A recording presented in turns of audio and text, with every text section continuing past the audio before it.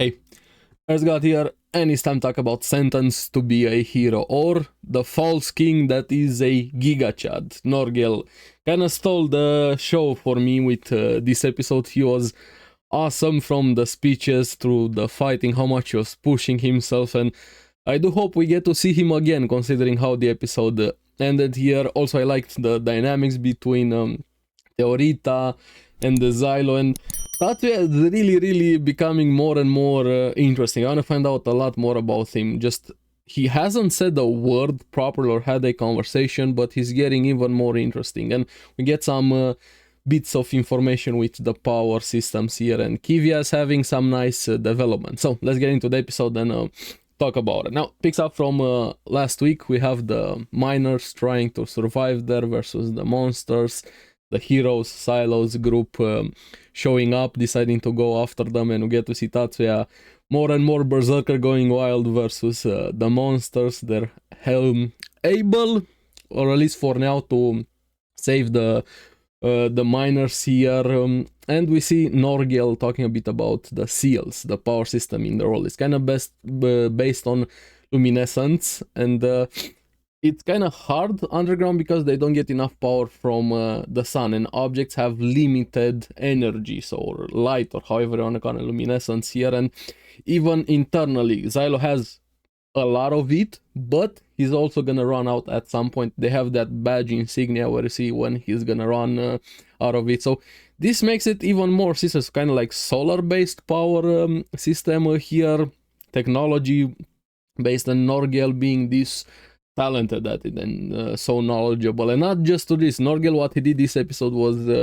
was insane, but slowly we find out more with what happened with the miners after they heard that voice turn into a monsters, having to fight those monsters there. But now time to get out. And what I loved, Norgalle just LARPing as a king, but he actually feels like kind of that ideologic perfect version of your king you have in your mind in stories, or you rarely find somebody that is actually suited to be a king.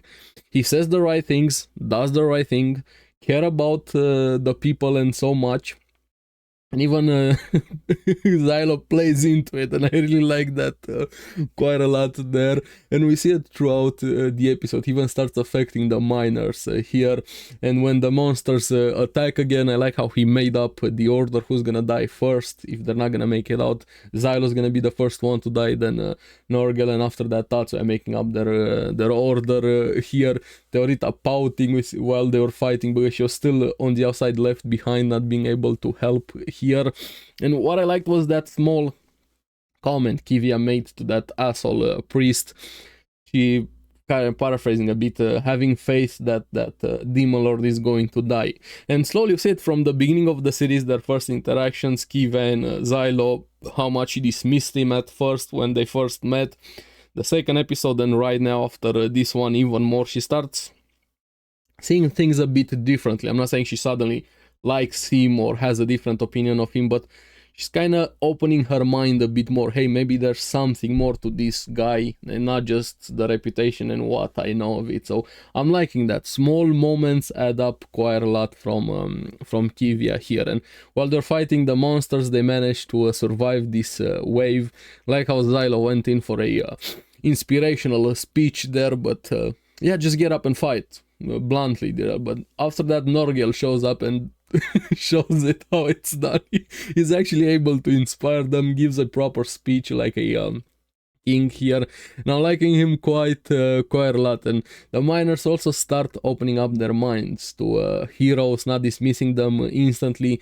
Kind of different reactions like we had in the first episodes when the knights, when they got saved, they were disgusted by being saved by heroes. But here we see the miners also have something in common with the heroes, kind of being left behind and not valued to be saved enough here, and kind of commiserating a bit with that. But monsters come again, they fight here, and Teorita shows up to help. She ran away from the knights, she's there to help, and she wants praise.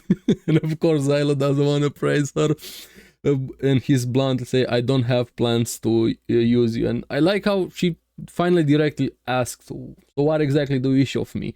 and him just saying, just stop trying to die, don't die for others, stay alive. We see how much we know from the first episode what happened with Senerva, how much that affected him on a personal level, on everything else, kind of changed the direction of his life, and he doesn't want to see somebody else die. And even more characters like Teorita, when they're so pure and innocent, it's very hard for me. They're my weakness. If something bad happens to characters like this, it just breaks me. I have so many series where I cried my eyes out because, let's say Xylo dies. Sure, I'm gonna be sad. I like him as a character here, but he understands the game, he understands the world he's into, he has a lot more understanding here. He's not as innocent as the Teorita, how she views the world. She has that innocence about how she views things and willing to sacrifice anything and everything. Maybe that's how she was made. We still don't know how goddesses are made, what exactly it is, but pure innocent characters like this just don't do anything bad to them. Just don't here. And she quickly figures out that he just keeps her away to protect her at arm's length, so she doesn't want to die, but this is my nature to be like this. You can't stop me, so you're just going to have to protect me. Like, she kind of killed him with kindness in a way, so she wins in the end. She's like, okay, fine, I'll do it. Monsters come again, they have to fight together here, but that voice stuns them, gives them tinnitus. I'm sorry if I'm butchering that. It's when your ear is ringing so much that you can't focus, do anything. It's insane how much that messes up with your head. And also the voice was telling something inside for them. We don't really know what it was telling, and actually got me even more interesting what happens with the Demon Lord in this episode. We're going to get to that because Teorita is able to support Xylo to protect him a bit from that. For whatever reason, Tatsuya wasn't getting affected. Now, I don't know if it's some skill he has. Is it just his mind is too fucked up to even realize his ears are ringing, but he was still fighting like an actual berserker. This guy is the definition of berserker. He never stops, and keeps going here. But then the Demon Lord shows up, that plant creature there with a woman body. Made me think of a bit of Poison Ivy from DC Comics here. And it says, I found you. Now, does that mean found the group of people, the miners, just trying to feed, just trying to convert them and whatever? Or was the Demon Lord searching for somebody or something specific, like the goddess or Xylo's group or something? There's some of them. So we still don't fully know a lot of demon blights, demon lords, but something to keep in mind with them. It felt a bit too specific just to be, hey, I found you, as in the human group there. And that voice, that sound was breaking their mind more and more. That's why I was still fighting Xylo, supporting Tatsuya from the back. They are throwing swords left and right with fire explosions while he was going for the Demon Lord there. Norgalle was screaming his lungs out, mind everything. He was so mad. Usurper, calling Usurper for the Demon Lord there. And going against it is not gonna be that easy, because they're also gonna run out of powers. Remember that they're still underground here, and Tatsuya is able to cut the Demon Lord in half, but he was a decoy. The actual real body is a much smaller plant here, and that's when Xylo also runs out of power. The Knights shows up, but of course they get affected by the voice, the scream here. I like how Tatsuya actually bulks up there when they're trying to fight here, but even Xylo going to fight without luminescence, while he still didn't have any energy here. Norgalle is able to break free, shoots fire from that lantern thing he has to burn it. It doesn't work out instantly, drops it, gets caught up. So there was actually a struggle. He was more close than comfort, to say the least. That's even more berserk to rip out the real body. I really like that a lot from him. I do hope they expand him a bit more with Tatsuya. I've seen, this was the Norgalle episode. Honestly, here the Demon Lord also traps Xylo, and Norgalle, goddamn, this guy is a GIGACHAD. Don't mess with his people for what he cares. He's gonna push himself really far. He was being hung down by his leg, and he proceeds to not cut his leg, chop his leg. I like that it wasn't a clean cut, like he didn't just do one sword slash and the leg was falling down. He had to chop it, like it felt like a blunt meat cleaver there. Chop after chop after chop until he was able to fall down. Like, god damn, Norgalle, you got me there, dude. Absolute GIGACHAD move here. And gives enough time for Xylo to unleash the flame and actually burn down the demon lord. They win, but yeah, it was very, very close with this one, and kind of get more glimpses a bit into Norgalle. When he did that, he screamed, "I'm here to save you, Norgalle." So probably has some trauma, whatever happened in his past, how he got into this position, what exactly it means for him to be the disciple of the sage. There, hopefully we find out more about their past, and apparently he was sent to the repair shop. We still don't know what exactly it means to be the repair shop. Dota's also there, said he's gonna get a new leg, but a new leg for somebody else. So are they stitching bodies together to fix up the heroes? They're kind of like zombies being brought back, kind of makes sense a bit with Tatsuya. So really curious how this repair shop is going to work out when we find out. I have a feeling at some point Xylo is going to die.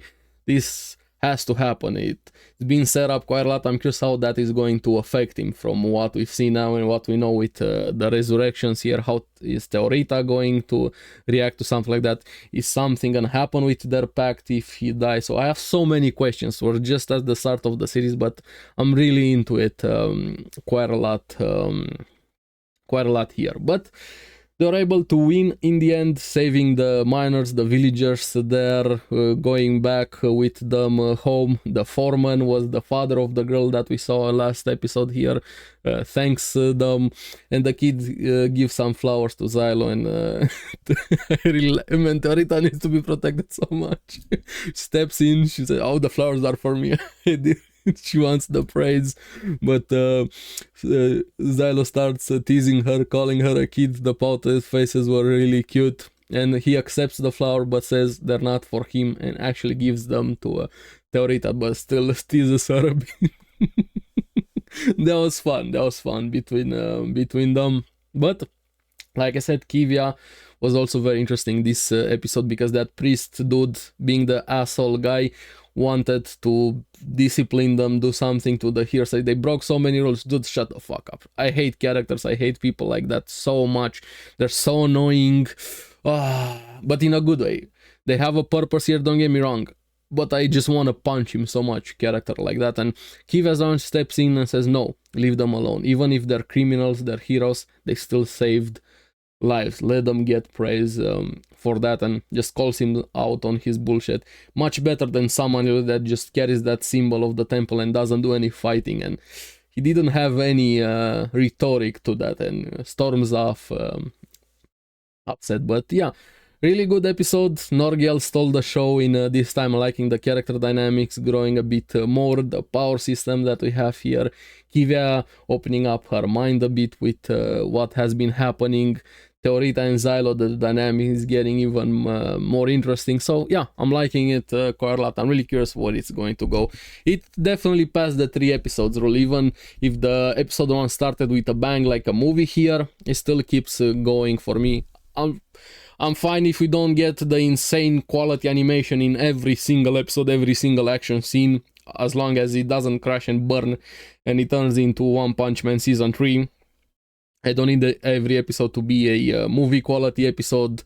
Just keep it consistent, and let's see if the story is going to be consistent also. That's more important for me, the story, the characters, and so on, how that is going to go. So far I'm interested into the world, the characters, I'm liking them quite a lot, so I'm curious to see where this story and series go. So let me know in the comments below what you guys thought about this episode, but what do you think so far that were 3 episodes in?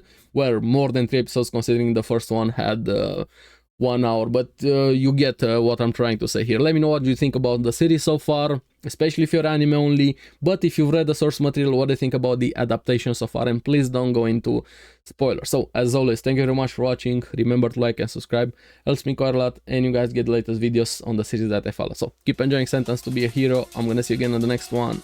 Bye bye.